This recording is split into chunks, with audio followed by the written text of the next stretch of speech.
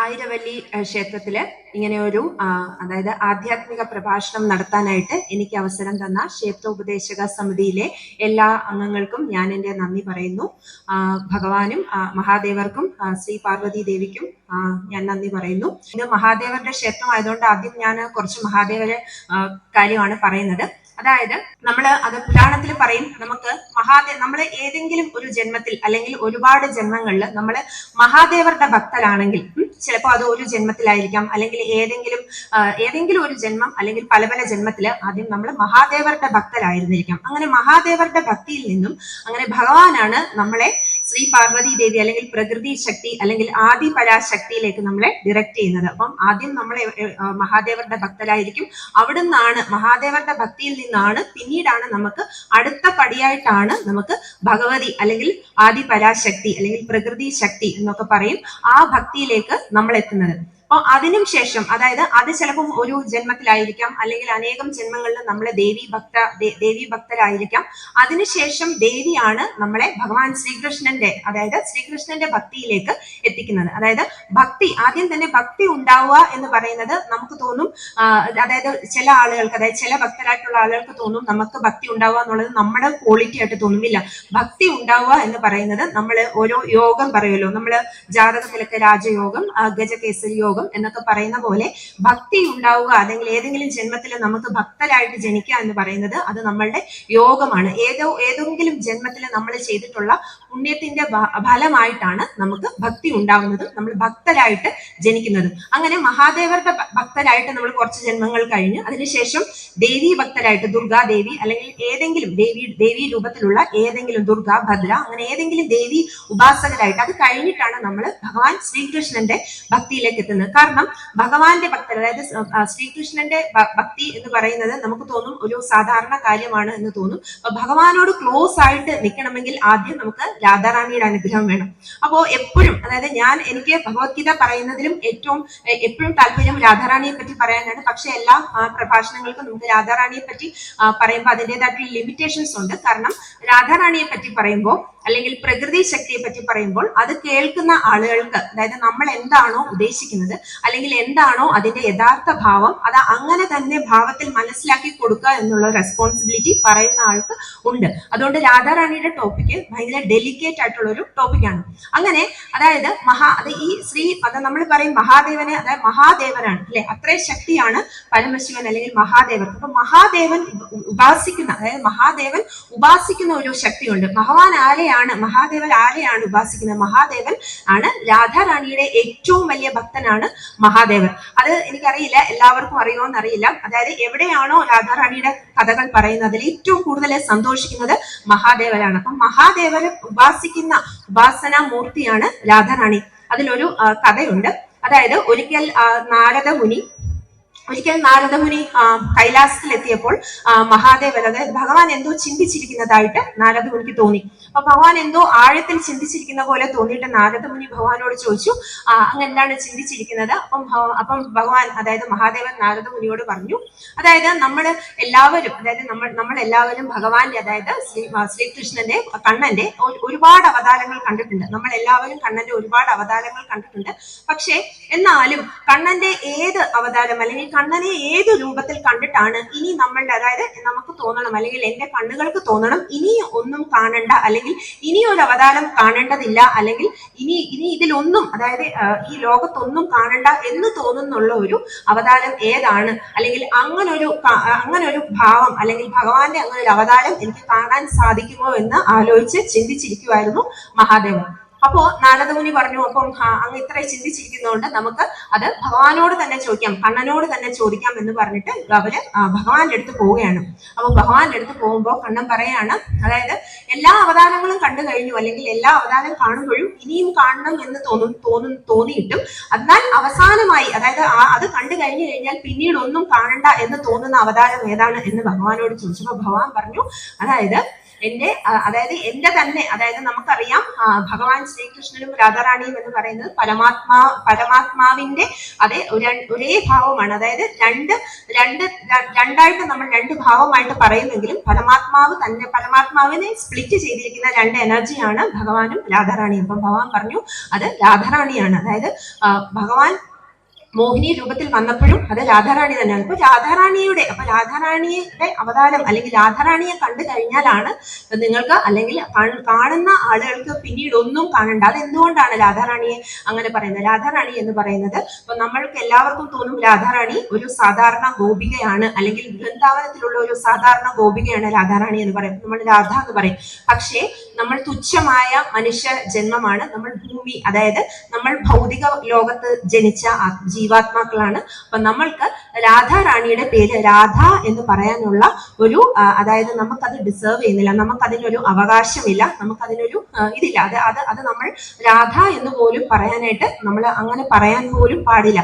രാധാറാണി ആദി ഗോപികയാണ്, ആദി ലക്ഷ്മിയാണ്, ആദി പരാശക്തിയാണ്, പ്രകൃതി ശക്തിയാണ് രാധാറാണി. അതായത് ഭഗവാൻ, അതായത് കണ്ണനുള്ള എല്ലാ ശക്തികളും, അല്ലെങ്കിൽ നമ്മൾ കാണുന്ന പ്രകൃതിയിലായാലും, പ്രകൃതി എന്ന് ഞാൻ ഉദ്ദേശിക്കുന്നത് നമ്മളിപ്പോൾ ഭൂമിയിൽ കാണുന്ന പ്രകൃതി എന്ന് പറയുന്ന ആ പ്രകൃതിയല്ല, നമ്മൾ ഈ പ്രപഞ്ചത്തിൽ അല്ലെ ബ്രഹ്മാണ്ടങ്ങളിൽ കാണുന്ന പ്രകൃതി ശക്തിയുടെ ഭാഗമായിട്ട്, ഇപ്പൊ നമുക്കൊരു ചെറിയ ഉദാഹരണത്തിന് നമ്മൾ പറയും പ്രകൃതി ശക്തിയുടെ ഭാഗമായിട്ടാണ് പഞ്ചഭൂതങ്ങൾ വരുന്നത്.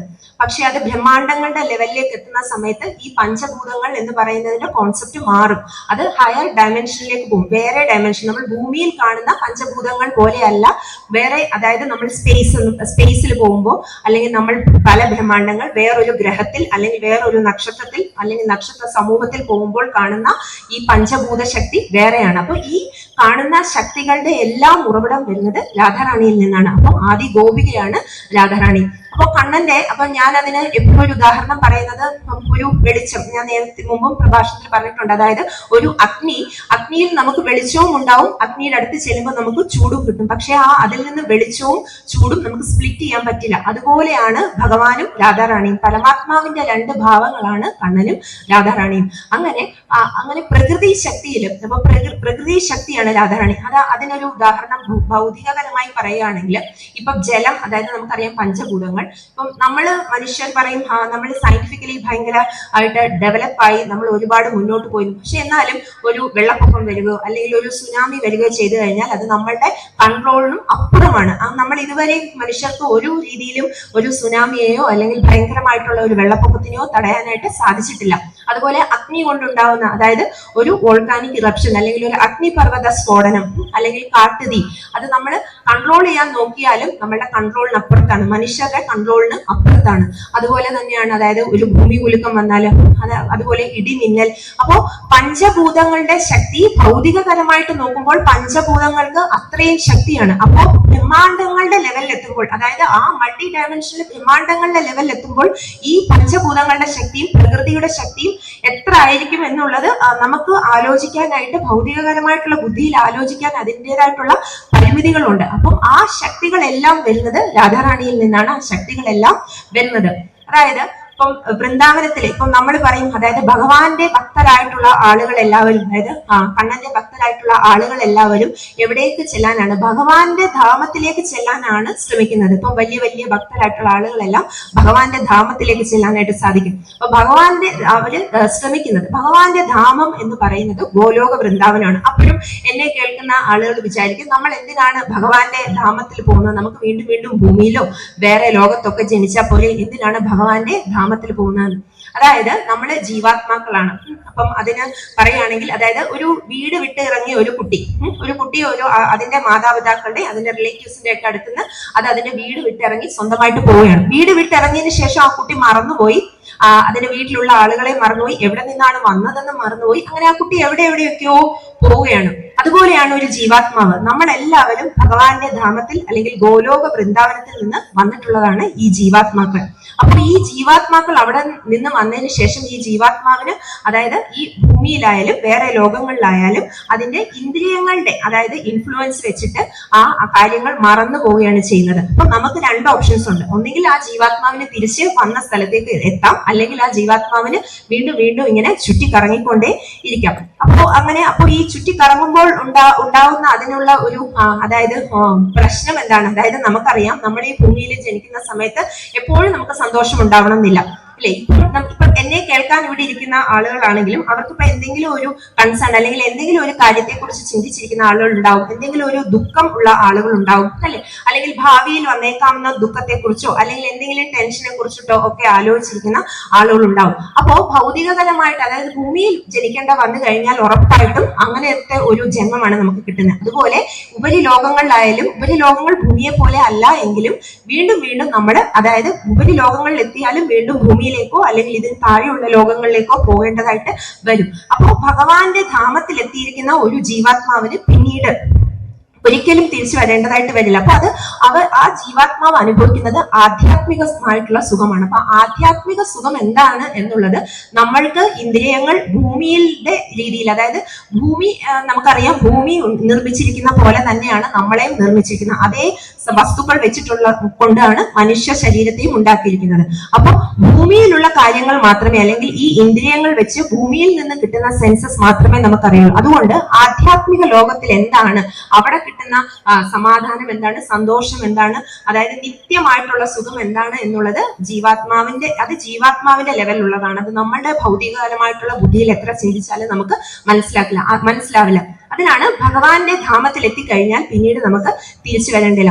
അപ്പൊ അത് ഗോലോക വൃന്ദാവനം, ഭഗവാന്റെ ധാമം. അപ്പൊ വൃന്ദാവനത്തിൽ പറയും, ഈ ഭഗവാന്റെ ധാമം കഴിഞ്ഞു കഴിഞ്ഞാൽ, അതായത് ഇപ്പം ചിലവർ പറയും, നമ്മളിപ്പോ പറയില്ലേ ജ്ഞാനപ്പാനയിലേക്ക്, അതായത് വൈകുണ്ഠത്തിൽ എത്തുന്നത്. വൈകുണ്ഠത്തിൽ എപ്പോഴാണ് ഒരു ജീവാത്മാവ് വൈകുണ്ഠത്തിൽ എത്തുന്നത്? അതായത് നമുക്ക് ഭഗവാനോട്, അല്ലെങ്കിൽ കണ്ണന്റെ ഏത് ഭാവത്തിലായാലും കണ്ണനോട് നമുക്കൊരു ദാസ്യഭാവം, അല്ലെങ്കിൽ നമ്മളിപ്പം കണ്ണന് നമ്മളിങ്ങനെ, അതായത് ഭഗവാനോട് ഭയങ്കര ഭക്തിയോടുകൂടി ഇങ്ങനെ ഭഗവാൻ ഇങ്ങനെ സേവകളൊക്കെ ചെയ്ത് ഇങ്ങനെ ഇരിക്കുന്ന ഒരു ദാസ്യഭാവം വരുവാണെങ്കിൽ അങ്ങനെയുള്ള ജീവാത്മാവ് വൈകുണ്ഠത്തിലെത്തുന്നു. ഇനി സാഖ്യഭാവം, അല്ലെങ്കിൽ ഭഗവാനോട് നമ്മൾ ഒരു ഫ്രണ്ട്ലി അപ്രോച്ചാണ്, ഭഗവാൻ നമ്മളുടെ ഒരു ഫ്രണ്ട് പോലെയാണ്, അങ്ങനത്തെ ഒരു ഭാവമാണ് നമുക്ക് കണ്ണനോടുള്ളത്, അല്ലെങ്കിൽ ഒരു വാത്സല്യ ഭാവമാണ് നമുക്ക് കണ്ണനോടുള്ളെങ്കിൽ നമ്മൾ ഗോലോക വൃന്ദാവനത്തിൽ എത്തുന്നു. ഇപ്പൊ ഞാൻ അതിന് അതായത് ഓരോ ആളുകൾക്കും, അപ്പൊ നമുക്കത് ഭഗവാനോട് അല്ലെങ്കിൽ കണ്ണനോട് ഭക്തിയുള്ള ആളുകൾക്ക് മാത്രമേ ഏത് ഭാവത്തിലാണ് കണ്ണനോട് ഭക്തി ഉള്ളത് എന്ന് പറഞ്ഞാൽ പെട്ടെന്ന് മനസ്സിലാക്കാൻ പറ്റത്തുള്ളൂ. എല്ലാവർക്കും അങ്ങനെ ഉണ്ടാവണം എന്നില്ല.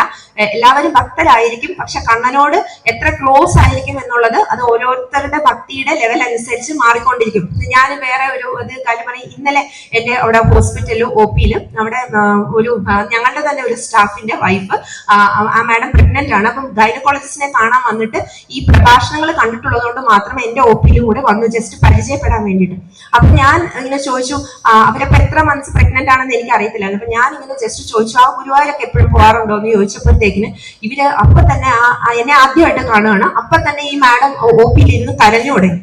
ഞാൻ ചോദിച്ചു, എന്ത് പറ്റി, എന്തിനാ കരയുന്നത്? അപ്പൊ പറഞ്ഞു, ഞാൻ കുറെ നാളും കൊണ്ട് ഗുരുവായൂർ പോകാനായിട്ട് അങ്ങനെ ആഗ്രഹിച്ചിരിക്കുകയാണ്, പക്ഷെ ഇങ്ങനെ പ്രഗ്നൻസിയിൽ കുറെ കോംപ്ലിക്കേഷൻസ് ഒക്കെ വന്നുകൊണ്ട് എനിക്ക് ഗുരുവായൂരപ്പന്റെ അടുത്ത് പോകാൻ പറ്റുന്നില്ല. എനിക്ക് ഭയങ്കര സങ്കടമാണ് ഗുരുവായൂരപ്പന്റെ അടുത്ത് പോകാൻ പറ്റാത്ത. എനിക്ക് അങ്ങനെ എന്തെങ്കിലും ഒരു ഓപ്ഷൻ ഉണ്ടോ പോകാൻ? ഞാൻ പറഞ്ഞില്ല, എന്നോടല്ല, ഗൈനക്കോളജിസ്റ്റിന്റെ അടുത്ത് ചോദിച്ചിട്ട് പറ്റുമെങ്കിൽ പോകാൻ കുഴപ്പമില്ല എന്നിങ്ങനെ പറഞ്ഞിട്ട് ആ പേഷ്യന്റ് അല്ല, മാഡം ഭയങ്കരമായിട്ട് കരയുവാണ്. അപ്പൊ അങ്ങനെ എത്ര പേർക്ക് ആ ഒരു ഭാവമുണ്ട് ഭഗവാനോട്, അതായത് കണ്ണനെ കാണാൻ പറ്റാത്തത് കൊണ്ട് അവർക്ക് അത്രയ്ക്ക് സങ്കടമാണ്. പ്രത്യേകിച്ച് അവർക്ക് വേറെ പ്രശ്നങ്ങളൊന്നും ഒന്നുമില്ല, എന്നാലും ഗുരുവായൂർ പോകാൻ പറ്റുന്നില്ല, കണ്ണനെ കാണാൻ പറ്റുന്നില്ല. പക്ഷെ എന്നാലും അവർക്ക് ഓപ്ഷൻ ഉണ്ട്. കുഞ്ഞിന് ചോറുകൊണ്ട് ഗുരുവായൂർ പോകാമെന്ന് ഓൾറെഡി വിചാരിച്ചു വെച്ചിട്ടുണ്ട്. പക്ഷെ എന്നാലും അത്ര പോലും വെയിറ്റ് ചെയ്യാൻ പറ്റുന്നില്ല. അതിന് മുന്നേ കണ്ണനെ കാണണം എന്നുള്ള ഒരു ആഗ്രഹത്തിൽ അവര് കരയാണ്. അതാ ഞാൻ പറഞ്ഞത്, നമ്മളുടെ ഭാവം എന്താണ് എന്നനുസരിച്ചിരിക്കും നമ്മൾ എവിടെയാണ് എത്തുന്നത്. അങ്ങനെ സാഖ്യഭാവം അല്ലെങ്കിൽ വാത്സല്യഭാവം വന്നു കഴിഞ്ഞാൽ നമ്മൾ ഗോലോക വൃന്ദാവനത്തിൽ എത്തുന്ന ആളുകൾക്ക് അങ്ങനെയാണ്. അവിടെയാണ് നിത്യലീലകൾ നടക്കുന്നത്. നമ്മൾ കണ്ടിരിക്കുന്നത് ഭഗവാന്റെ അവതാരത്തിന്റെ ഭാഗമായിട്ട് വൃന്ദാവനത്തിൽ കണ്ട ലീലകളാണ്, അല്ലെങ്കിൽ നമ്മൾ കേൾക്കുന്നത് ആ ലീലകളാണ്. നിത്യലീലകൾ നടക്കുന്ന സ്ഥലമാണ് ഗോലോക വൃന്ദാവനം. ഗോലോക വൃന്ദാവനത്തെ കുറിച്ചിട്ട് ഭഗവാൻ ഭഗവത്ഗീതയില് ചെറിയൊരു ഇത് മാത്രം, അതായത് അവിടെ എന്റെ ധാമമുണ്ട്, ആ ധാമത്തിൽ പാവകൻ, അതായത് ഇലക്ട്രിസിറ്റി എന്നാണ് അതിനർത്ഥം. പാവകനോ സൂര്യനോ അവിടെ വെളിച്ചം വീശുന്നില്ല എന്ന് ചെറിയൊരു കാര്യം മാത്രമേ ഭഗവത്ഗീതയിൽ പറയുന്നുള്ളൂ. ബാക്കിയെല്ലാം വൈഷ്ണവ പുരാണത്തിൽ വരുന്നതാണ് ഗോലോക വൃന്ദാവനത്തെ കുറിച്ചുള്ള ഡിസ്ക്രിപ്ഷൻ ഒക്കെ. അതായത് അവിടെ പാവകനോ അല്ലെങ്കിൽ സൂര്യദേവനോ വെളിച്ചം വീശുന്നില്ല എന്ന് പറഞ്ഞാൽ ഭഗവാന്റെ ധാമത്തിൽ വെളിച്ചമില്ലെന്നല്ല. അവിടെ ഉള്ള വെളിച്ചത്തിന് അതിന് സൂര്യ ഭഗവാന്റെയോ അല്ലെങ്കിൽ നമ്മൾ പറയുന്ന ഇലക്ട്രിസിറ്റി വഴി ഉണ്ടാവുന്ന വെളിച്ചത്തിന്റെയോ ആവശ്യമില്ല. അവിടെ വേറെ രീതിയിലുള്ള വെളിച്ചമാണ്. അതാണ് ഞാൻ പറഞ്ഞത്, നമ്മൾ ഭൂമിയിൽ കാണുന്ന പോലെ നമുക്ക് കമ്പയർ ചെയ്യാൻ പറ്റില്ല, ഉപരി ലോകങ്ങളിലുള്ളത് നമുക്ക് കമ്പയർ ചെയ്യാൻ പറ്റില്ല. അങ്ങനെ ഗോലോക വൃന്ദാവനത്തിന് അപ്പുറത്തുള്ള ഇതാണ്. അതായത് പിന്നീട് അവിടെ ഡിവിഷൻ ഉണ്ട്. അവിടെ അതിനും അപ്പുറത്തേക്ക് കുഞ്ച്, നികുഞ്ച്, നിത്യ നികുഞ്ച്, നിർബന്ധ നികുഞ്ച് എന്ന് പറയും. അതായത് കുഞ്ച് എന്ന് പറയുന്ന ഒരു കോൺസെപ്റ്റ് വരുന്ന അവിടെ എങ്ങനെയാന്ന് വെച്ച് കഴിഞ്ഞാൽ, അവിടെ ഭഗവാനും രാധാറാണിയും അവരുടെ അതായത് സഖാക്കളും സഖിമാരും, അഷ്ടസഖിമാരെ കുറിച്ച് കേട്ടിട്ടുണ്ടായിരിക്കും. രാധാറാണിക്ക് ക്ലോസ് ആയിട്ടുള്ള അഷ്ടസഖിമാരുണ്ട്. അപ്പോഴും എന്നോട് ഒരുപാട് പേര് ചോദിക്കാറുണ്ട്, അതായത് ഭഗവാന് വൃന്ദാവനത്തില് ഒരുപാട് ഗോപികമാരുണ്ടായിരുന്നല്ലോ എന്ന് ചോദിക്കാറുണ്ട്. ഈ ഗോപികമാർ എന്ന് പറയുന്നത് രാധാറാണിയുടെ തന്നെ ഭാവങ്ങളാണ് ഗോപികമാർ. അതായത് ഇപ്പം ഞാൻ പറഞ്ഞ പോലെ തന്നെ കണ്ണനോടുള്ള ഭക്തിഭാവമാണ് രാധാറാണി. ആ ഭക്തിഭാവത്തിന്റെ അങ്ങേയറ്റമാണ് രാധാറാണിയുടെ ഭാവം. അപ്പം ആ രാധാറാണിയുടെ ഭാവത്തിന് ഭഗവാനോടുള്ള ഭക്തി എക്സ്പ്രസ് ചെയ്യാൻ അല്ലെങ്കിൽ അത് പ്രകടിപ്പിക്കാനായിട്ട് വീണ്ടും വീണ്ടും കൂടുതൽ പ്രകടിപ്പിക്കാൻ വേണ്ടിയിട്ടാണ് രാധാറാണി ഗോപികമാരുടെ ഭാവം തിരഞ്ഞെടുത്തത്. അപ്പം ഗോപികമാരെല്ലാം രാധാറാണിയുടെ ഭാവങ്ങൾ തന്നെയാണ് ഗോപികമാർ. അങ്ങനെ അഷ്ടസഖിമാരുണ്ട് രാധാറാണിക്ക്. ഈ അഷ്ടസഖിമാരും സഖാക്കളും മാത്രമേ കുഞ്ച് എന്ന് പറയുന്ന ആ ഒരു സ്ഥലത്ത് അവർക്ക് മാത്രമേ പ്രവേശനമുള്ളൂ. അവിടെ നടക്കുന്ന ആ ലീലകൾ പങ്കെടുക്കാൻ അവർക്ക് മാത്രമേ പ്രവേശനമുള്ളൂ. ഇനി കുഞ്ചിന് മുകളില് നികുഞ്ചുണ്ട്. നികുഞ്ച് എന്ന് പറയുന്ന സ്ഥലത്ത് അവിടെ സഖാക്കൾക്കും പ്രവേശനമില്ല. രാധാറാണി, ഞാൻ പറഞ്ഞു, രാധാറാണിയുടെ ഭാവങ്ങൾ തന്നെയുള്ള ഗോപികമാരുണ്ട്.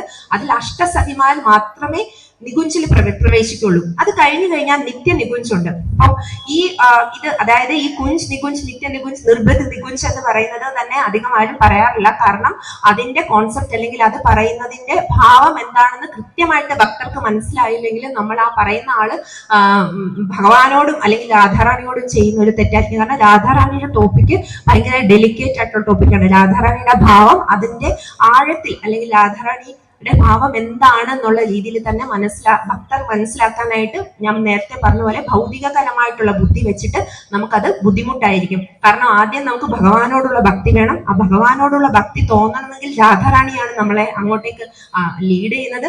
അതിനുശേഷമാണ് അങ്ങനെ രാധാറാണിയോട് ഭക്തി വേണം. അതിനുശേഷമാണ് രാധാറാണിയുടെ ഭാവം നമുക്ക് മനസ്സിലാവുള്ളൂ. അങ്ങനെ അവിടെ അതും കഴിഞ്ഞിട്ടാണ് നിത്യ നികുഞ്ചുള്ളത്. ഈ നിത്യ നികുഞ്ചിൽ എന്താ സംഭവിക്കുന്നതെന്ന് വെച്ചാൽ അവിടെ ഭഗവാനും രാധാറാണിയും മാത്രമേ ഉള്ളൂ.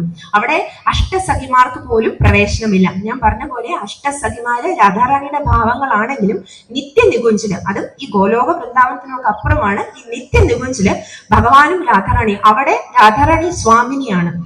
ഞാൻ നേരത്തെ പറഞ്ഞിട്ടുണ്ട്, അതായത് ഭഗവാന്റെ ശക്തികളെല്ലാം വരുന്നത് രാധാറാണിയിൽ നിന്നാണ്. ഭഗവാൻ എന്തൊക്കെ, അതായത് ഭഗവാൻ നമുക്കറിയാം മനോഹരമായിട്ട് ഓടക്കുഴൽ വായിക്കും. ഭഗവാൻ ഈ ഓടക്കുഴൽ വായിക്കുന്നതിന്റെ, അതായത് ഇതിനേക്കാൾ 10 മടങ്ങ് അല്ലെങ്കിൽ ഒരുപാട് അധികം മടങ്ങ് ഭംഗിയായിട്ട് രാധാറാണി ഓടക്കുഴൽ വായിക്കും. അതുപോലെ നേരത്തെ ഞാൻ പറഞ്ഞു, മഹാദേവർ ചോദിച്ച പോലെ ഇനി എന്ത് കണ്ടിട്ടാണ്, ഭഗവാന്റെ ഏത് അവതാരം കണ്ടിട്ടാണ് ഇനി ഒന്നും കാണണ്ട എന്ന് തോന്നുന്നത് പറഞ്ഞു. അതായത് അത് രാധാറാണി എന്ന് പറഞ്ഞത്. അതായത് രാധാറാണി ഇപ്പം ഒരു വൃന്ദാവനത്തിൽ, അതായത് ഭൂമിയിലെ വൃന്ദാവനത്തിൽ രാധാറാണി അവതാരം എടുത്ത് വന്ന സമയത്തും ഞാൻ പറഞ്ഞു പ്രകൃതി ശക്തിയാണ്, പ്രകൃതി ശക്തിയുടെ ഭാവമാണ്. അങ്ങനെ മനസ്സിലാക്കാൻ സാധിച്ചില്ലെങ്കിൽ ജസ്റ്റ് നിങ്ങൾ ഒരു എനർജി അല്ലെങ്കിൽ ഒരു പവർ എന്ന് മാത്രം അതിനെ കൺസിഡർ ചെയ്യുക. അപ്പൊ അങ്ങനെയുള്ള രാധാറാണി ധരിക്കുന്ന വസ്ത്രം, സാധാരണ ഒരു വസ്ത്രം ധരിച്ചാൽ പോലും അത് ശോഭയുള്ളതായിട്ട് തീരുന്നു, അത് വളരെ സ്പെഷ്യൽ ആയിട്ട് തീരുന്നു. അങ്ങനെ അത്രയ്ക്ക് സ്പെഷ്യാലിറ്റിയാണ് രാധാറാണിക്കുള്ള. അതുപോലെ എക്സ്ട്രീം കരുണയാണ്. കണ്ണൻ നമുക്കറിയാം ഭഗവാന് കരുണയുണ്ട്, പക്ഷെ രാധാറാണിയുടെ കരുണ എന്ന് പറയുന്നത് ഭഗവാന്റെ കരുണയ്ക്കാട്ടിലും ഒക്കെ അപ്പുറമാണ് രാധാറാണിയുടെ കരുണ. അതുകൊണ്ട് നിത്യ നികുഞ്ചത്തില് രാധാറാണി അവിടെ സ്വാമിനിയാണ്. അപ്പൊ ഭഗവാനാണ് രാധാറാണിയുടെ സേവ അവിടെ ചെയ്യുന്നത്. ഞാൻ പറഞ്ഞു അതെല്ലാം വരുന്നത് ഭക്തിഭാവമാണ്. ആ ഭാവത്തിൽ തന്നെയാണ് നമ്മൾ മനസ്സിലാക്കേണ്ടത്, ഭൗതികപരമായിട്ടല്ല നമ്മൾ മനസ്സിലാക്കേണ്ടത്, ഭക്തിഭാവമാണ് അവിടെ. ഇനി നിർബന്ധ നികുഞ്ചുണ്ട്. നിർബന്ധ നികുഞ്ചിൽ എന്താണ് സംഭവിക്കുന്നത്? അവിടെ ഞാൻ നേരത്തെ പറഞ്ഞ പോലെ അഗ്നിയിൽ നിന്ന് നമുക്ക് അതായത് നമുക്ക് അവിടുന്ന് പ്രകാശത്തിനെയും അല്ലെങ്കിൽ ചൂടിനെയും നമുക്ക് സ്പ്ലിറ്റ് ചെയ്തെടുക്കാൻ പറ്റില്ല. അഗ്നിയായിട്ട് തന്നെയാണ് നമുക്ക്, അല്ലെ, ദൂരത്തു നിന്ന് നോക്കുമ്പോൾ ലൈറ്റ് മാത്രമാണെങ്കിലും അടുത്തെത്തുമ്പോൾ അതിന് ചൂടുമുണ്ട്. അതുപോലെ നിർബന്ധ നികുഞ്ചില് ഭഗവാനും രാധാറാണിയും അവിടെ ഒരേ എനർജി ആയിട്ട് ഇരിക്കുന്ന സ്ഥലമാണ് നിർബന്ധ നികുഞ്ച്. അവിടേക്കൊക്കെ പ്രവേശനം ജീവാത്മാവിന് അവിടേക്കൊക്കെ ഉള്ള പ്രവേശനം ഒക്കെ അസാധ്യമാണ്. കാരണം അവിടെ ഭഗവാനും രാധാറാണിയുടെ എനർജി ഒന്നായിട്ടിരിക്കുന്ന ഒരു അല്ലെങ്കിൽ ഒരു പരമാത്മാവിന്റെ ചൈതന്യം, ഒരേ ഒരു പരമാത്മാവിന്റെ ചൈതന്യമായിട്ടിരിക്കുന്ന സ്ഥലമാണ് നിർബുധ നികുഞ്ച്. അതുപോലെ നമ്മള് വൃന്ദാവനത്തില് കാണുന്ന ലീലകൾ അത് പ്രകട വൃന്ദാവനമാണ്. അതായത് മനുഷ്യർക്ക് മനസ്സിലാവുന്ന രീതിയിൽ ലീലകൾ ചെയ്യുന്ന സ്ഥലമായിരുന്നു വൃന്ദാവനം. അപ്പൊ ആ വൃന്ദാവനത്തിൽ തന്നെ പ്രകട വൃന്ദാവനമുണ്ട്, അപ്രകട വൃന്ദാവനമുണ്ട്. ഈ അപ്രകട വൃന്ദാവനത്തിൽ എന്താ സംഭവിക്കുന്നത്? ഇപ്പൊ നമുക്കറിയാം, ഗോവർദ്ധന പർവ്വതം ഉയർത്തിയ ലീല കേട്ടിട്ടുണ്ടായിരിക്കും. നമ്മളെ സംബന്ധിച്ചിടത്തോളം ഭഗവാൻ ഗോവർദ്ധന പർവ്വതം ഉയർത്തിയത് എന്തിനാണ്? അവിടെ അങ്ങനെ ഒരു ഫ്ലഡ് വന്നു, അതുകൊണ്ട് അവിടെയുള്ള വൃന്ദാവനവാസികളെ രക്ഷിക്കാൻ വേണ്ടി ഭഗവാൻ ഗോവർദ്ധന പർവ്വതം ഉയർത്തി. പക്ഷേ അതായത് പ്രകടമല്ലാത്ത വൃന്ദാവനത്തിൽ ഉള്ള കഥ എങ്ങനെയാണ്? കഥയല്ല, അവിടെ എങ്ങനെയാണ്? അവിടെ വരുന്ന സമയത്ത്, ഞാൻ ഈ പറയുന്ന നികുഞ്ചത്തിലെ ലെവലിൽ എത്തുന്ന സമയത്ത് അവിടുത്തെ ഭഗവാന്റെ ലീല എങ്ങനെയാണ്? അവിടെ എങ്ങനെയാണെന്ന് വെച്ച് കഴിഞ്ഞാല്, അതായത് ഭഗവാന് ഞാൻ പറഞ്ഞു നേരത്തെ ഗോപികമാരൊക്കെ ഉണ്ട്. അപ്പൊ ഈ ഭാവം എന്ന് പറയുന്നത് ഭാവം ഇതാണെങ്കിലും രാധാറാണി തന്നെ ആണെങ്കിലും ഭഗവാനോടുള്ള ഭക്തി എക്സ്പ്രസ് ചെയ്യുന്ന ആ ഒരു രീതിയിൽ വ്യത്യാസം ഉണ്ടായിരിക്കും. അങ്ങനെ ഒരു തവണ ഭഗവാന്റെ അതായത് ഭഗവാനോട് അത്ര ഭക്തി ഉണ്ടായിട്ട് ഭഗവാന്റെ ഒരു സുഹൃത്ത്, അതായത് ചന്ദ്രാവലി എന്ന് പറയുന്ന ഒരു സഖി ഭഗവാനെ ചന്ദ്രാവലിയുടെ അതായത് ഭവനത്തിലേക്ക് ക്ഷണിച്ചിട്ട് ഭഗവാന് മാല ചാർത്തി കൊടുക്കുന്നു. അങ്ങനെ ഭഗവാന്റെ പൂജ ചെയ്യുന്നു, ചന്ദനം ചാർത്തി കൊടുക്കുന്നു, അങ്ങനെ ഭഗവാന്റെ പാദത്തിലൊക്കെ ചന്ദനം ചാർത്തി കൊടുക്കുന്നു. അങ്ങനെ ചെയ്തുകൊണ്ടിരുന്ന സമയത്ത് പെട്ടെന്ന് രാധാറാണിക്ക് ഭഗവാനെ കുറിച്ച് ഓർമ്മ വന്നു. ഞാൻ നേരത്തെ പറഞ്ഞ പോലെ ഈ ഭാവം ഭക്തിഭാവമായിട്ടാണ് കൺസിഡർ ചെയ്യേണ്ടത്, നമ്മളുടെ ഭൗതികപരമായിട്ടുള്ള ബുദ്ധി വെച്ചിട്ടല്ല അത് റിലേറ്റ് ചെയ്യേണ്ടത്. അങ്ങനെ രാധാറാണിക്ക് ഭഗവാനെ പറ്റി ഓർമ്മ വന്നപ്പോൾ ഭഗവാൻ പെട്ടെന്ന് അവിടെ നിന്ന് പോവുകയാണ്, രാധാറാണി ഉള്ള സ്ഥലത്തേക്ക് പോവുകയാണ്. അപ്പൊ രാധാറാണി ഗോവർദ്ധന പർവ്വതത്തിന്റെ മുകളിലായിട്ട് നിൽക്കുകയാണ് രാധാറാണി.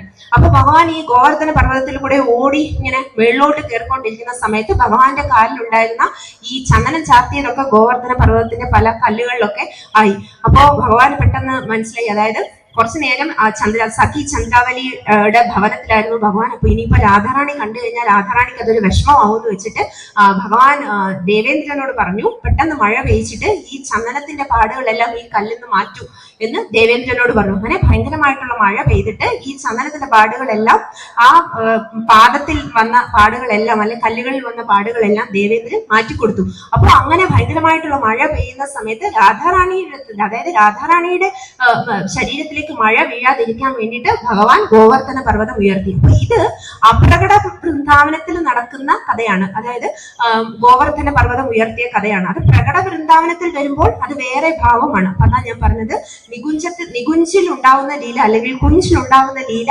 വേറെയാണ്. അപ്പൊ അതിന്റെ ഭാവം എന്ന് പറയുന്നത് ഇവിടെ ഭക്തിഭാവമാണ്. ഇപ്പം കണ്ണൻ രാധാറാണിയോടും അല്ലെങ്കിൽ രാധാറാണിക്ക് കണ്ണനോടും ഉണ്ടാവുന്ന ഭക്തിഭാവത്തെ കുറിച്ചിട്ടാണ് ഇത് പറയുന്നത്.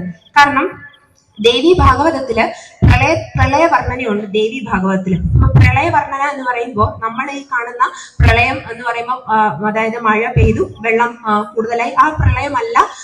അതായത് ദേവി ഭാഗവതത്തിൽ പറയുന്ന പ്രളയം, അതായത് മന്വന്തര സന്ധ്യയിൽ ഒരു പ്രളയം ഉണ്ടാവും എന്ന് പറയുന്നത്. എന്താണ് മന്വന്തരം എന്ന് പറയുന്നത്? നമുക്കറിയാം, ഒരു യുഗം എന്ന് പറഞ്ഞു കഴിഞ്ഞാല് അതായത് 43,20,000 വർഷമാണ് ഒരു യുഗം. അങ്ങനെ 71 മഹായുഗങ്ങളാണ് ഒരു മന്വന്തരം. അപ്പൊ ഒന്ന് ഓർത്തു നോക്കും, നമുക്ക് ആകെ 100 വർഷം ആയുസ്സുണ്ടെങ്കിൽ തന്നെ അത്ര തന്നെ നമുക്ക് മനുഷ്യരുടെ ബുദ്ധിയിൽ ആലോചിക്കാൻ പറ്റത്തുള്ളൂ. അങ്ങനെ 71 മഹായുഗമാണ് ഒരു മന്വന്തരം. അങ്ങനെയുള്ള ഒരു മന്വന്തര സന്ധ്യയിൽ ഒരു പ്രളയം ഉണ്ടാവും. അപ്പൊ ഉണ്ടാവുന്ന പ്രളയം നമ്മള് ഇപ്പൊ കാണുന്ന ആ മഴ പോലെ അങ്ങനെയല്ല. ആ പ്രളയത്തിന് ഈ പഞ്ചഭൂത ശക്തിയിൽ നിന്ന് ഏത് രീതിയിൽ വേണമെങ്കിലും ആ പ്രളയം ഉണ്ടാവും. അപ്പൊ ആ പ്രളയം എന്ന് ഉദ്ദേശിക്കുന്നത് നമ്മളുടെ ഈ ഫ്ലഡ് അല്ല ആ പ്രളയം എന്ന് ഉദ്ദേശിക്കുന്നത്. അത് കഴിഞ്ഞിട്ട് അങ്ങനെ 14 മന്വന്തരം. അപ്പം 71 മഹായുഗങ്ങളാണ് ഒരു മന്വന്തരം. 14 മന്വന്തരം ചേരുന്നതിനെയാണ് ഒരു കൽപ്പം എന്ന് പറയുന്നത്. ഒരു കൽപ്പം എന്ന് പറഞ്ഞു കഴിഞ്ഞാല് ബ്രഹ്മാവിന്റെ ഒരു ദിവസമാണ് ഒരു കൽപ്പം. ഒരു ബ്രഹ്മാവ്, അതായത് ബ്രഹ്മാവ് എന്ന് പറയുന്ന ആ എനർജി, ഒരുപാട് ബ്രഹ്മാവ് ഉണ്ട്. അത് പുരാണത്തില് അത് കൂടുതൽ വായിക്കുമ്പോൾ മനസ്സിലാവും. അപ്പൊ അതില് ബ്രഹ്മദേവന്റെ ഒരു ദിവസമാണ്, അതിനെയാണ് ഒരു കൽപ്പം എന്ന് പറയുന്നത്. അപ്പൊ ഒരു കൽപ്പം എന്ന് പറഞ്ഞു കഴിഞ്ഞാൽ 14 മന്വന്തരമാണ്. ഒരു മന്വന്തരം എന്ന് പറഞ്ഞു കഴിഞ്ഞാൽ 71 മഹായുഗങ്ങളാണ്. അപ്പൊ നമ്മുടെ മനുഷ്യരുടെ ബുദ്ധിയിൽ നമ്മൾ മാക്സിമം ആലോചിച്ച 100 വർഷം വരെയുള്ള കാര്യങ്ങൾ ആലോചിക്കാൻ പറ്റും. അത് എങ്ങനെയാണ്? കാരണം ഉറുമ്പ് അല്ലെങ്കിൽ ഒരു ഉറുമ്പിന് ഇപ്പൊ നമ്മൾ പറയുന്ന ഒരു ഉറുമ്പിന് മനസ്സിലാവോ മനുഷ്യർ 100 വർഷം ജീവിച്ചിരിക്കുന്നു എന്ന് പറയുമ്പോൾ ഉറുമ്പിന് എങ്ങനെയായിരിക്കും അത് റിലേറ്റ് ചെയ്യാൻ പറ്റുന്നത്? ഒന്നാമത്തെ കാര്യം, ഉറുമ്പ് ചെറിയൊരു ജീവിയാണ്, അതിന് നമ്മളുടെ ഒരു ഡയമെൻഷനിൽ ചിന്തിക്കാൻ പറ്റത്തില്ല. അപ്പൊ നമ്മൾ 100 വർഷം എന്ന് പറഞ്ഞു കഴിഞ്ഞാൽ ഉറുമ്പിനൊന്നും മനസ്സിലാവില്ല. അതേ അവസ്ഥയാണ് നമ്മൾ മനുഷ്യർക്ക്.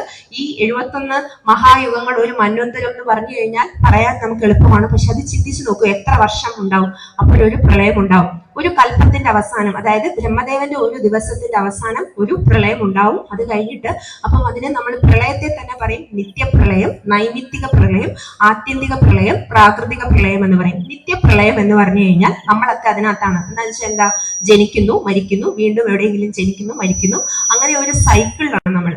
നമുക്ക് ആ മോക്ഷം, ജീവാത്മാവിന് മോക്ഷം കിട്ടുന്നവരെ നമ്മൾ ഈ സൈക്കിൾ കണ്ടിന്യൂ ചെയ്തുകൊണ്ടേയിരിക്കും. അപ്പം അതുപോലെ ഇപ്പൊ നമുക്ക് കിട്ടിയിരിക്കുന്ന ജന്മം പോലെ നല്ലൊരു ജന്മമായിരിക്കും അടുത്ത പ്രാവശ്യം കിട്ടുന്നതെന്ന് നമുക്ക് ഉറപ്പൊന്നുമില്ല, അല്ലെ? അത് നമ്മളുടെ കർമ്മത്തിന്റെ ഫലം അനുസരിച്ച് ഇരിക്കും നമ്മളുടെ അടുത്ത ജന്മം. അങ്ങനെ നമ്മളെ ജീവാത്മാക്കളെല്ലാം നിത്യപ്രളയത്തിലാണ്. അങ്ങനെ നിത്യപ്രളയത്തിലുള്ള ജീവാത്മാവായതുകൊണ്ടാണ് നമ്മളിപ്പോൾ ഈ ഭൂമിയിൽ വന്നിരിക്കുന്നത്.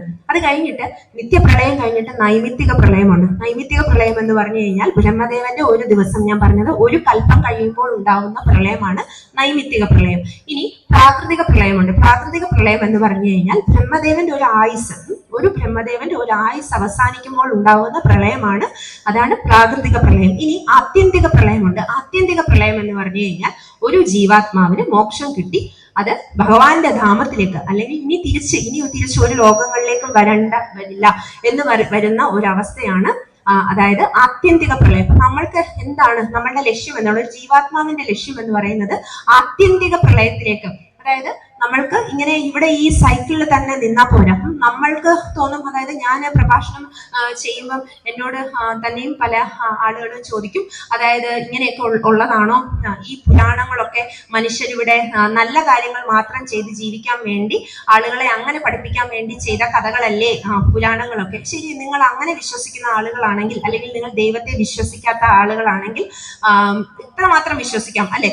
നമ്മളിലുപരി ഒരു ശക്തി ഉണ്ടെന്ന് വിശ്വസിക്കാം, അല്ലെ? കാരണം നമുക്ക് ഇപ്പം വിചാരിച്ചാൽ, അല്ലെങ്കിൽ നമ്മൾ ഏത് രീതിയിൽ വിചാരിച്ചാലും നാളെ സൂര്യൻ ഉദിക്കാതിരിക്കുമോ? ഇല്ല. ഇപ്പൊ മഴ പെയ്യണം എന്ന് വെച്ച് കഴിഞ്ഞാൽ നമ്മൾ ഏതെങ്കിലും രീതിയിൽ തടഞ്ഞു കഴിഞ്ഞാൽ മഴ പെയ്യാതിരിക്കുമോ? ഇല്ല. അപ്പൊ അത് ഏത് ശക്തിയാണ്? ഈ ദൈവത്തിൽ വിശ്വാസമില്ലാത്ത ആളുകൾ അതിന് ഉത്തരം പറയേണ്ടതായിട്ട് വരും. അപ്പോൾ അത് ഏത് ശക്തിയാണ്? കാരണം ഇപ്പം ഞങ്ങൾ തന്നെ ഹോസ്പിറ്റലിൽ നമ്മൾ മരിക്കും എന്ന് വിചാരിച്ച പേഷ്യന്റ് ചിലപ്പോൾ മരിക്കില്ല എന്ന് വിചാരിച്ച പേഷ്യന്റ് മരിക്കും. കഴിഞ്ഞ ആഴ്ചയിലെ എന്റെ ഒരു പേഷ്യന്റ്, അതായത് ആ പേഷ്യന്റ് എനിക്ക് തോന്നുന്നു 2 ആഴ്ചക്ക് മുമ്പ് ഭയങ്കര വലിയ ശ്വാസമുട്ടലൊക്കെ ആയിട്ട്, ഒരു മുത്തശ്ശിയാണ്, ഭയങ്കര ശ്വാസമുട്ടലൊക്കെ ആയിട്ട് വന്നതാണ്. അങ്ങനെ ഞങ്ങളുടെ എമർജൻസിയിൽ വന്ന സമയത്ത് ഞങ്ങള് മുത്തശ്ശിയും മെഡിസിൻസ് ഒക്കെ കൊടുത്ത് നമ്മളൊരു NAV മെഷീൻ എന്ന് പറയും, അതൊക്കെ വെച്ച് നമ്മൾ എങ്ങനെയൊക്കെയോ മുത്തശ്ശിയെ റിസസിറ്റേറ്റ് ചെയ്ത് ജസ്റ്റ് ഒന്ന് സ്റ്റേബിൾ ആക്കി ICU ഷിഫ്റ്റ് ചെയ്തു. അതിന്റെ ഹോസ്പിറ്റലിലെ സിസ്റ്റർ ഇവിടെ ഇരിക്കുന്നുണ്ട്, ഗായത്രി സിസ്റ്റർ. എന്നോട് നേരത്തെ പറഞ്ഞായിരുന്നു മാഡത്തിന്റെ പ്രഭാഷണം കേൾക്കാനായിട്ട് ഞാൻ വരുമെന്ന്. സിസ്റ്റർ ഫ്രണ്ടിൽ തന്നെ ഇരിക്കുന്നുണ്ട്. അപ്പൊ ഞങ്ങൾ ആ പേഷ്യന്റിനെ ICU ഷിഫ്റ്റ് ചെയ്തു. അങ്ങനെ ICU ഷിഫ്റ്റ് ചെയ്തിട്ട് ഒരു 2-3 ദിവസം ആയപ്പോഴത്തേക്ക് പതുക്കെ ആ മുത്തശ്ശി സ്റ്റേബിൾ ആയി. അത് കഴിഞ്ഞ് ഞങ്ങൾ ആ പേഷ്യന്റിനെ റൂമിൽ ഷിഫ്റ്റ് ചെയ്തു. 2 ദിവസം കഴിഞ്ഞപ്പോഴത്തേക്ക് ഡിസ്ചാർജ് ചെയ്ത് വിട്ടു.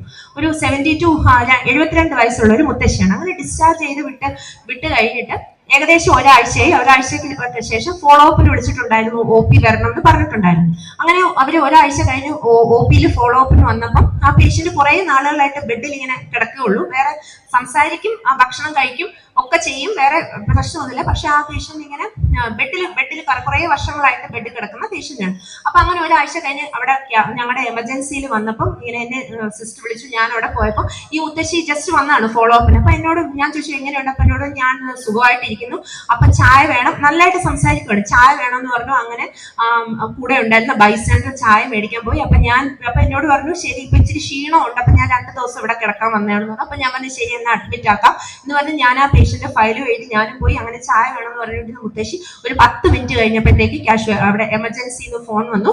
അതായത് പേഷ്യന്റ് കൊളാപ്സ് ആയി, അറസ്റ്റ് പോയി. അതായത് വർത്താനം പറഞ്ഞുകൊണ്ടിരുന്ന പേഷ്യന്റ് ആണ്, അറസ്റ്റ് പോയി, പിന്നെ CPR കൊടുക്കും. നമ്മൾ അവസാനം മറ്റേ ജീവൻ രക്ഷിക്കാൻ വേണ്ടി CPR കൊടുക്കില്ലേ, CPR കൊടുത്ത് അവിടെ നിന്ന് തന്നെ വെന്റിലേറ്ററിലാക്കി. അങ്ങനെ വെന്റിലേറ്ററിലാക്കി ഷിഫ്റ്റ് ചെയ്യുന്നതിന് മുന്നേ പേഷ്യന്റ് മരിച്ചുപോയി.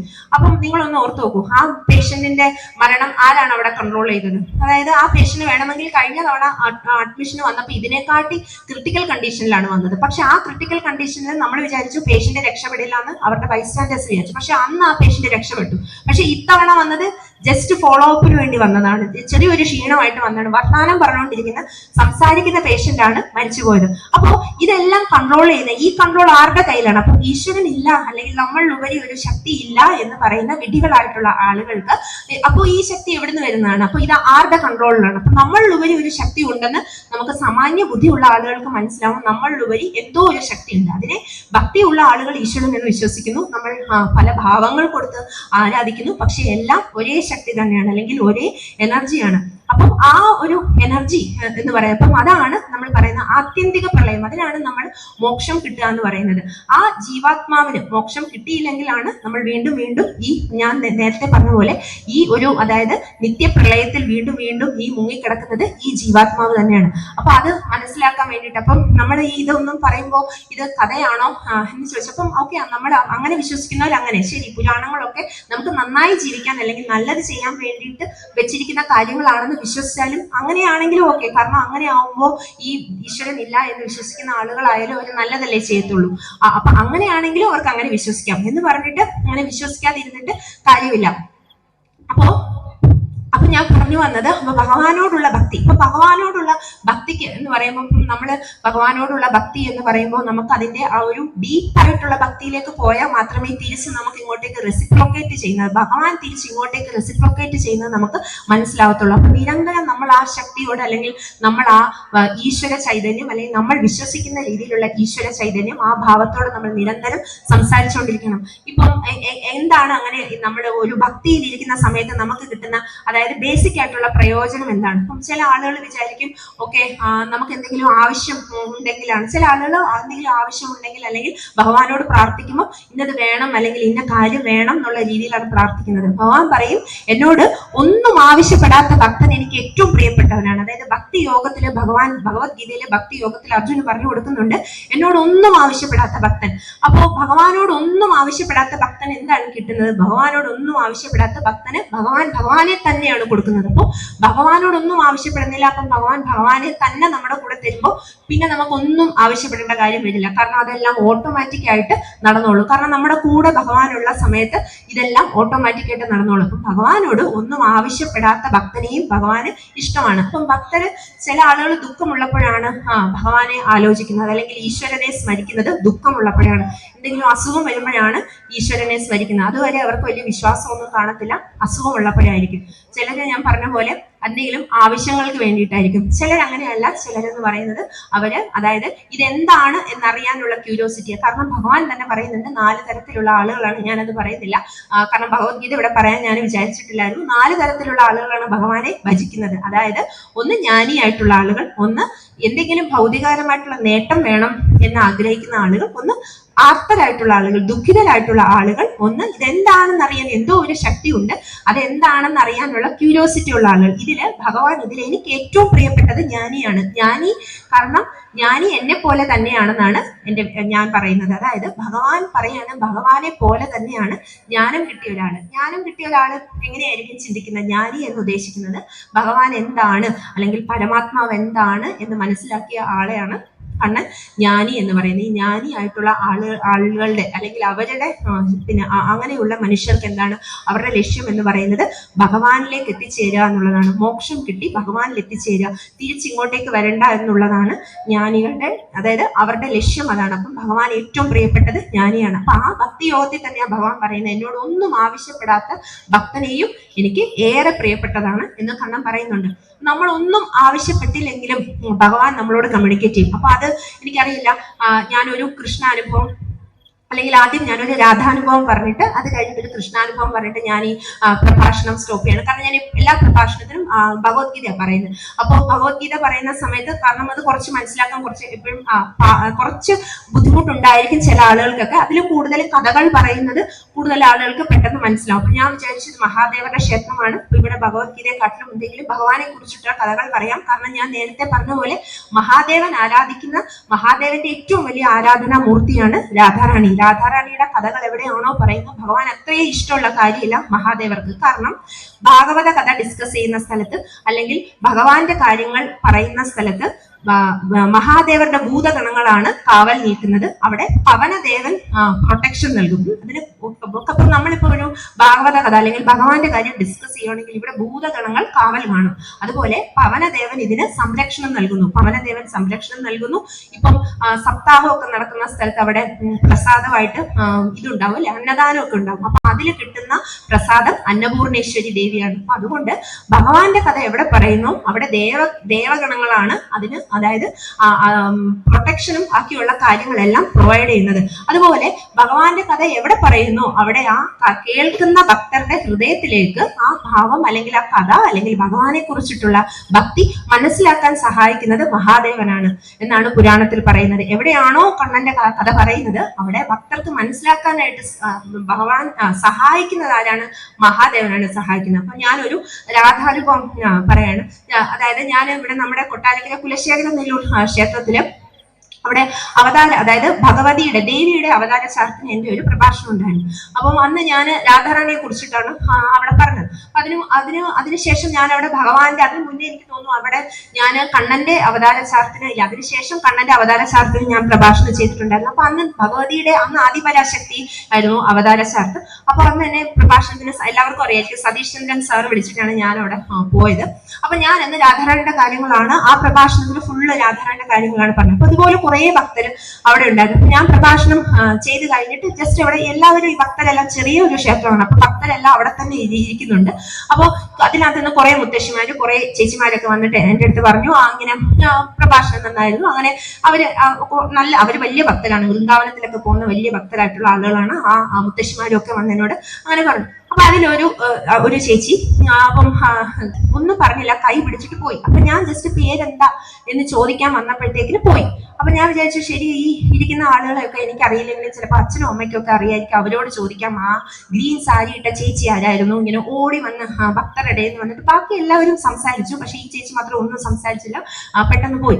അപ്പൊ ഞാൻ വിചാരിച്ചു ശരി അവരോട് ചോദിക്കാം. അപ്പൊ അത് കഴിഞ്ഞിട്ട് അവിടെ തന്നെ അന്നദാനം ഉണ്ടായിരുന്നു. അപ്പൊ സാറ് പറഞ്ഞു കഴിച്ചിട്ട് പോയാൽ മതി. അപ്പൊ ഞാൻ അവിടെ കാരണം അവിടെ വന്ന ഭക്തരെല്ലാം അവിടെ തന്നെ ഇരുന്ന് ഭക്ഷണം കഴിക്കുന്നുണ്ട്. ഞാൻ അവിടെ എങ്ങും ഈ ചേച്ചിയെ കണ്ടില്ല. അപ്പൊ ഞാൻ ഇത് കഴിഞ്ഞിട്ട് പിന്നെ അച്ഛനടുത്തും അമ്മയടുത്തും ചോദിച്ചു നിങ്ങൾ അവിടെ നിന്നപ്പോ ഇങ്ങനെ ഒരു ചേച്ചി വന്ന് ഇങ്ങനെ എന്നെ കെട്ടിപ്പിടിച്ചിട്ട് ഉമ്മ വെച്ച് ഇങ്ങനെ പോയത് കണ്ടില്ലേ? അപ്പം ആ ചേച്ചി ആരായിരുന്നു? അവര് പറഞ്ഞു ഞങ്ങൾ കണ്ടില്ല. ഞാൻ പറഞ്ഞു നിങ്ങളുടെ ഫ്രണ്ടിലായിരുന്നല്ലോ, ഇവിടെ എല്ലാ ഭക്തരും ഉണ്ടായിരുന്നല്ലോ, അവരെ എല്ലാം കണ്ടു. ഞാൻ അവരുടെയൊക്കെ ഡ്രസ്സിന്റെ കളറും അതൊക്കെ പറഞ്ഞു, അവരെയൊക്കെ അറിയാം. അവിടെയുള്ള ആ മുത്തശ്ശിയാണ്, ഈ മുത്തശ്ശിയാണ്, അവരാണ് ഒക്കെ പറഞ്ഞു. ഈ ചേച്ചിയെ കണ്ടിട്ടില്ല. ഞാൻ പറഞ്ഞു ഈ ചേച്ചി നിങ്ങൾ അവിടെ നിന്നപ്പോ തന്നെയാണ് ഈ ചേച്ചി ഓടി വന്ന് എന്റെ അടുത്ത് ഇങ്ങനെ പറഞ്ഞു ഇല്ല അവരങ്ങനെ കണ്ടിട്ടേ ഇല്ല എന്ന് പറഞ്ഞു. കാരണം ഞാൻ ഭഗവാന്റെ കഥകൾ അതിന് മുന്നേ അല്ലെങ്കിൽ ഭഗവത്ഗീത ഒക്കെ പറയുമ്പോഴൊന്നും എനിക്ക് അങ്ങനെ ഒരു അനുഭവം വന്നിട്ടില്ല. കാരണം അതാ ഞാൻ പറഞ്ഞത് രാധാറാണി ഇപ്പൊ അത് ആരാന്ന് എനിക്കറിയില്ല. ചിലപ്പോൾ അവിടെയുള്ള ഭക്ത തന്നെ ആയിരിക്കും, ഭഗവാന്റെ ഭക്തയായിരിക്കും, അറിയാത്തത് കൊണ്ടായിരിക്കും. പക്ഷെ ഈ തൊട്ട് ഫ്രണ്ടിൽ നിന്ന ആളുകൾ ഇത് അച്ഛനും അമ്മയും ഇത് കണ്ടില്ല. കാരണം അത്രയ്ക്ക് ക്ലോസ് ആയിട്ട് നിന്നപ്പോഴാണ് ഇങ്ങനെ ഉണ്ടായത്. അപ്പോൾ ഞാൻ അതാണ് പറഞ്ഞത്, രാധാറാണി എന്ന് പറയുന്ന രാധാറാണിയുടെ കരുണ നമുക്ക് കണ്ണന്റെ അനുഭവം കൃഷ്ണാനുഭവം ഒരുപാട് ആളുകൾക്ക് ഉണ്ടാവും. പക്ഷെ രാധാനുഭവം എന്ന് പറയുന്നത് ഭയങ്കര സ്പെഷ്യൽ ആയിരിക്കും. കാരണം കണ്ണന്റെ അനുഭവം കണ്ണൻ കുറച്ച് ട്വിസ്റ്റ് ഒക്കെ തന്നിട്ടായിരിക്കും ഭഗവാൻ എങ്ങനെ എക്സ്പ്രസ് ചെയ്യുന്നത്. പക്ഷെ രാധാറാണി അങ്ങനെയല്ല. രാധാറാണി അങ്ങനെ കരുണയുടെ അങ്ങേയറ്റമാണ്. അതായത് ഭക്തരെ ഒന്ന് ചെറുതായി വിളിച്ചാൽ തന്നെ രാധാറാണി ഓടി വരും, കണ്ണനെയും ഉപേക്ഷിച്ച് ഓടി വരുന്ന രീതിയിലുള്ള ഭാവമാണ് രാധാറാണിക്ക്. ഇനി ഞാൻ ഗുരുവായൂരപ്പന്റെ ഒരു കൃഷ്ണാനുഭവം കൂടി പറഞ്ഞിട്ട് ഞാൻ ഈ പ്രഭാഷണം നിർത്തുകയാണ്. കാരണം കൂടുതലും എനിക്ക് തോന്നുന്നു ഭക്തർക്ക് കഥകൾ കേൾക്കാനാണ് കൂടുതലും ഇഷ്ടം. അപ്പം ഞാൻ അതായത് കഴിഞ്ഞ 2 മാസം മുന്നേ ഗുരുവായൂർ പോയപ്പോൾ ഉള്ള ഒരു അനുഭവമാണ് ഞാൻ പറയുന്നത്. ഒരുപാടുണ്ട്, അതിൽ നിന്ന് ലേറ്റസ്റ്റ് ആയിട്ടുള്ള ഒരെണ്ണമാണ് പറയുന്നത്. അപ്പൊ ഞാൻ അവിടെ ഗുരുവായൂർ പോയപ്പോൾ നവംബറിൽ ഞങ്ങൾ അവിടെ നിന്നത് ദേവസ്വത്തിന്റെ ശ്രീവത്സം എന്ന് പറഞ്ഞിട്ട് അറിയായിരിക്കും, അവിടെ ഒരു ഹോട്ടലിലാണ് നിന്നത്. അപ്പൊ അവിടെ മിക്ക ഹോട്ടലിലും ഗുരുവായൂരപ്പന്റെ ഒരു ഫോട്ടോ റൂമിലുണ്ടാകും. അപ്പൊ അതില് ഈ ദേവസ്വത്തിന്റെ ആയതുകൊണ്ട് അവിടെ ഒരു കുറച്ചൊരു ഓൾഡ് ആയിട്ടുള്ള, അതായത് പഴയ ഒരു ഫോട്ടോയാണ് അവിടെ എല്ലാ റൂമിലും ഉള്ളത്. അപ്പം എന്റെ റൂമിന്റെ തൊട്ടപ്പുറത്ത് അച്ഛനും അമ്മയും ഉണ്ട്. അപ്പൊ ഞാൻ ഗുരുവായൂരപ്പനെ തൊഴാൻ പോകുന്നതിന് മുമ്പേ ആയിട്ട് ഇങ്ങനെ ഞാൻ റെഡി ആവുന്നുണ്ട്. അതിന്റെ ഇടയ്ക്കൂടെ ഗുരുവായൂരപ്പനോട് സംസാരിക്കുന്നുണ്ട്. അവിടെ ഒരു ഫോട്ടോ ഉണ്ട്. സാധാരണ നമ്മൾ ഒരാളോട് സംസാരിക്കുന്ന പോലെ ഭഗവാനോട് സംസാരിക്കുന്നുണ്ട്. അപ്പൊ ഞാൻ എന്തൊക്കെയോ കാര്യങ്ങൾ ഭഗവാന്റെ അടുത്ത് ഇങ്ങനെ കാഷ്വൽ ആയിട്ട് പറഞ്ഞു, കുറെ എന്തൊക്കെയോ പറഞ്ഞു. അത് കഴിഞ്ഞ് ഞാൻ റെഡിയായി ഗുരുവായൂർ പോയി. പറഞ്ഞതൊക്കെ ഞാൻ മറന്നു പോവുകയും ചെയ്തു. ജസ്റ്റ് ഭഗവാൻ അവിടെ ഉള്ളതുകൊണ്ട്, ഫോട്ടോ ഉള്ളതുകൊണ്ട്, എനിക്ക് റെഡി ആവാൻ സമയം ഉള്ളതുകൊണ്ട് ഞാൻ ഭഗവാനോട് സംസാരിച്ചതാണ്. അങ്ങനെ ചെയ്യുന്ന ഒരുപാട് മുത്തശ്ശന്മാരും ചെറിയ കുട്ടികളൊക്കെ ഉണ്ടാവും അല്ലെ ഭഗവാനോട് സംസാരിക്കുന്നത്.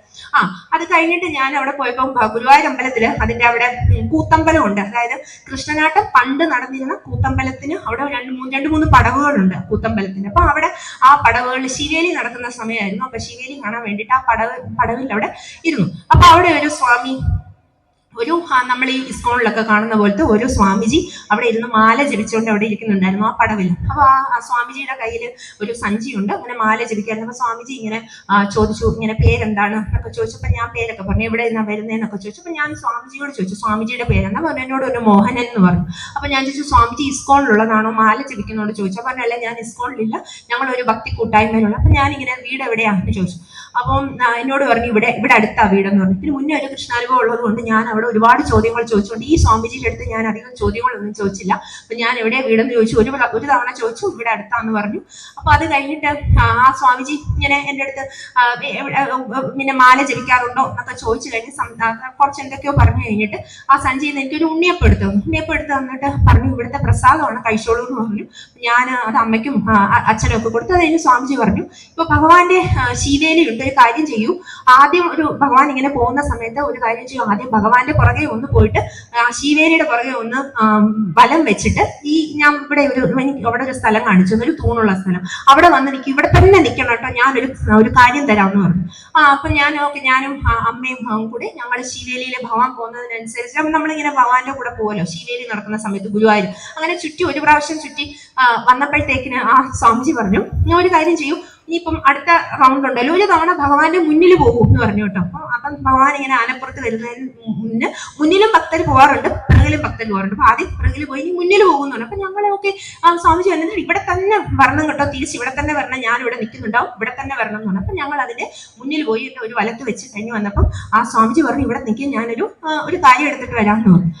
ഓക്കെ. അപ്പം ഗുരുവായൂരമ്പലാണ്, അവിടെ നമ്മൾ ആര് എന്ത് പറഞ്ഞാലും നമുക്കപ്പോൾ ആ സമയത്ത് നമ്മൾ എന്തായാലും അങ്ങനെ ചെയ്യും. നമ്മൾ അവിടെ നിന്നു. അപ്പൊ ആ സ്വാമിജി ജസ്റ്റ് അങ്ങോട്ട് പോയി. അപ്പൊ ഭഗവാന്റെ ശിവേലി കഴിഞ്ഞിട്ട് ഭഗവാന്റെ വിഗ്രഹം ഇങ്ങനെ ആനപ്പുറത്തുനിന്ന് എടുത്ത് ഇങ്ങനെ അകത്തേക്ക് കൊണ്ടുപോകുന്ന ആ ഒരു സമയമായിരുന്നു. അപ്പൊ ആ സ്വാമിജി അത് കഴിഞ്ഞിട്ട് വന്നിട്ട് ഒരു കയ്യിൽ ഒരു കുഞ്ഞു ചെറിയ തുളസിയില എന്റെ കയ്യിൽ തന്നിട്ട് എന്നോട് പറഞ്ഞു ഇത് ഭഗവാന്റെ തിടമ്പിന്റെ മുകളിൽ ഇരുന്ന തുളസിയിലയാണ്, ഇത് മുകളിൽ കൊണ്ടുപോയി പൂജാമുറിയിൽ സൂക്ഷിച്ചു വെച്ചോളൂ എന്ന് പറഞ്ഞു. അപ്പൊ ഞാൻ ഓർത്തു ഓക്കെ, എനിക്കൊന്നും മനസ്സിലായില്ല. അപ്പൊ ഞാൻ ഓർത്തു ഓക്കെ, ഇനി ഭഗവാന് ഞാൻ എന്തൊക്കെയോ ഗുരുവായൂരപ്പനോട് പറഞ്ഞിട്ടുണ്ടായിരുന്നു. അപ്പൊ ഈ ഭഗവാൻ ഇനിയിപ്പം തുളസിയില എന്ന് പറഞ്ഞു കഴിഞ്ഞാൽ കണ്ണൻ അത്രയും പ്രിയപ്പെട്ടതാണ് തുളസിയില. തുളസിയുടെ പ്രാധാന്യത്തെ പറ്റി ഞാൻ പറയുന്നില്ല, അത്രയും പ്രിയപ്പെട്ടതാണ് തുളസിയില. ഇനി കണ്ണൻ അതുകൊണ്ടായിരിക്കും തുളസിയില. അപ്പോഴും ഞാൻ ഓർത്തു അവിടെ വേറെ പുഷ്പങ്ങളൊക്കെ ഉണ്ടാവുമല്ലോ, എന്താണ് തുളസിയില മാത്രം ഈ സ്വാമിജി എനിക്ക് കൊണ്ടു തന്നത്. അപ്പൊ ഞാൻ ആ തുളസിയില കൊണ്ടുവന്ന് തിരിച്ച് വീട്ടിൽ വന്ന് പൂജാമുറിയിൽ വെച്ചു. അപ്പൊ ഞാൻ ഇടയ്ക്കിടയ്ക്ക് ഇങ്ങനെ ഭഗവാനോട് ചോദിക്കുന്നുണ്ട് അതെന്താണ് കണ്ണ തുളസിയില തന്നതിന്റെ കാര്യം എന്താണ് വേറെ പൂവുണ്ടല്ലോ, തുളസിയില എന്താ തന്നെ, തുളസിയില എന്തായിരുന്നു ഞാൻ ഇടയ്ക്കിടയ്ക്ക് ചോദിക്കാറുണ്ട്. പക്ഷെ അപ്പം പിന്നെ കുറച്ച് കഴിഞ്ഞിട്ടാണ് എനിക്കത് മനസ്സിലായത്. കാരണം അതായത് അത് കഴിഞ്ഞിട്ടുള്ള തവണ ഇനി ഞാൻ ഗുരുവായൂർ പോകുന്നത് ഏപ്രിലാണ്. അപ്പൊ അന്ന് അവിടെ വെച്ചിട്ട് എന്റെ വിവാഹമാണ്. അപ്പൊ ഞാൻ അതിനെ കുറച്ച് ചോദ്യങ്ങൾ കണ്ണനോട് ചോദിച്ചിട്ടുണ്ടായിരുന്നു. അപ്പോ അതിന്റെ തുളസിമാലയുടെ അതിനെ പ്രതിനിധീകരിച്ചിട്ടാണ് കണ്ണൻ ആ തുളസിയില തന്നതെന്ന് എനിക്ക് പിന്നീടാണ് മനസ്സിലായത്. കാരണം നമ്മളിപ്പം ഭഗവാനോട് കമ്മ്യൂണിക്കേറ്റ് ചെയ്യുന്ന സമയത്ത് കണ്ണൻ തിരിച്ച് നമ്മളോട് കമ്മ്യൂണിക്കേറ്റ് ചെയ്യും. ചില സമയത്ത് നമുക്കത് മനസ്സിലാവില്ല, ചില സമയത്ത് നമുക്കത് മനസ്സിലാവും. അപ്പൊ അതാ ഞാൻ പറഞ്ഞത്, അതായത് ഭഗവാന് ഭക്തരോട് അത്രയും സ്നേഹമാണ്, നമുക്കത് മനസ്സിലാവില്ല. നമ്മളെ എപ്പോഴും ഇമ്പോർട്ടൻസ് കൊടുക്കുന്ന ആർക്കാണ്? നമ്മളെ ഈ ആളുകളുടെ ഫംഗ്ഷന് പോവുക, അവരെ സന്തോഷിപ്പിക്കുക, അല്ലെങ്കിൽ അവരെന്തെങ്കിലും പറഞ്ഞെങ്കിൽ നമ്മൾ സങ്കടപ്പെടുക. എപ്പോഴും നമ്മൾ മനുഷ്യരുടെ, അതായത് അവരെ സാറ്റിസ്ഫൈ ചെയ്യുന്നുണ്ടോ, അല്ലെങ്കിൽ അവര് സന്തോഷിക്കുന്നുണ്ടോ, അവര് നമ്മളെ കൊണ്ട് എങ്ങനെയാണ്, എപ്പോഴും നമ്മുടെ കൺസേൺ അങ്ങനെയാണ്. നമ്മൾ ആ ഒരു ചെറിയ കൺസേൺ അല്ലെങ്കിൽ ആ ഒരു കൺസിഡറേഷൻ അല്ലെങ്കിൽ ആ ഒരു പ്രാധാന്യം നമ്മൾ എപ്പോഴാണോ ഭഗവാന് കൊടുത്തു തുടങ്ങുന്നത്, ഭഗവാൻ നമുക്ക് തിരിച്ച് ആ പ്രാധാന്യം തരുന്നതായിട്ട് നമുക്ക് തോന്നും. അപ്പൊ അതിനിടയ്ക്ക് നമുക്ക് എന്തെങ്കിലുമൊക്കെ പരീക്ഷണങ്ങൾ എന്ന് പറയുന്നത് ഭഗവാൻ ആരെയും പരീക്ഷിക്കാറില്ല. അങ്ങനെ നമുക്ക് തോന്നുവാണെങ്കിൽ അത് നമ്മുടെ കർമ്മഫലമാണ്. ഇപ്പൊ ഈ ജന്മത്തിലെ കർമ്മം അല്ലെങ്കിൽ മുന്നേ ഉള്ള ഏതോ ജന്മത്തിന്റെ കർമ്മഫലമായിട്ടാണ് ആ പരീക്ഷണങ്ങളൊക്കെ വരുന്നത്. അല്ലാതെ ഭഗവാൻ നമ്മളെ പരീക്ഷിക്കില്ല. കാരണം അത് ഒരു പ്രകൃതിയുടെ റൂളാണ്. നമ്മൾ എന്ത് ചെയ്യുന്നു അതിനനുസരിച്ച് നമുക്ക് ഈ ജന്മത്തിൽ അല്ലെങ്കിൽ വേറൊരു ജന്മത്തിൽ കിട്ടുക എന്നുള്ളത് പ്രകൃതിയുടെ റൂളാണ്. അപ്പോ ഭഗവാൻ നമ്മളെ പരീക്ഷിക്കില്ല. നമ്മൾ എത്ര ഭഗവാനോട് ക്ലോസ് ആവുന്നു, അല്ലെങ്കിൽ ഭഗവാനെ നമ്മൾ കുറച്ചൊരു സ്നേഹം കൊടുക്കുമ്പോൾ, അല്ലെങ്കിൽ നമ്മൾ ഭക്തി എന്ന് പറയുന്നത് ഭഗവാനോട് അങ്ങനെയുള്ള ഭയം ചേർന്നിട്ടുള്ള ഒരു ഭക്തിയല്ല. ഭഗവാനോട് സ്നേഹത്തോടു കൂടിയുള്ള ഭക്തി. യശോദാമ്മയ്ക്ക് കണ്ണനോടുണ്ടായിരുന്ന, രാധാറാണിക്ക് കണ്ണനോടുള്ള ഭാവം, അങ്ങനെ ഒരു ഭക്തി വരുന്ന സമയത്താണ് നമുക്കത് പതുക്കെ ഭഗവാനിൽ നിന്ന് തിരിച്ചു കിട്ടുന്നത്. ഞാൻ ഇത്രയും പറഞ്ഞുകൊണ്ട് തന്നെ ഞാൻ എൻ്റെ പ്രഭാഷണം അവസാനിപ്പിക്കുന്നു. എനിക്ക് വീണ്ടും ഇങ്ങനെ ഒരു അവസരം തന്നതിന് ഞാൻ മഹാദേവർക്കും ശ്രീ പാർവതി ദേവിക്കും ഭഗവാനും രാധാറാണിക്കും എന്നെ വിളിച്ച, അതായത് എന്നെ ഈ ഒരു പ്രഭാഷണത്തിന് ക്ഷണിച്ച രാജഗോപാൽ സാറിനും മിഥുൻ സാറിനും ബാക്കി ക്ഷേത്രോപദേശക സമിതിയിലെ എല്ലാവർക്കും, ഇവിടെ വന്നിരിക്കുന്ന ഭക്തർക്കും, എൻ്റെ ഹോസ്പിറ്റലിലെ സിസ്റ്റർ ഗായത്രി സിസ്റ്റർക്കും ഞാൻ എല്ലാവർക്കും എൻ്റെ നന്ദി പറയുന്നു. രാധേ രാധേ.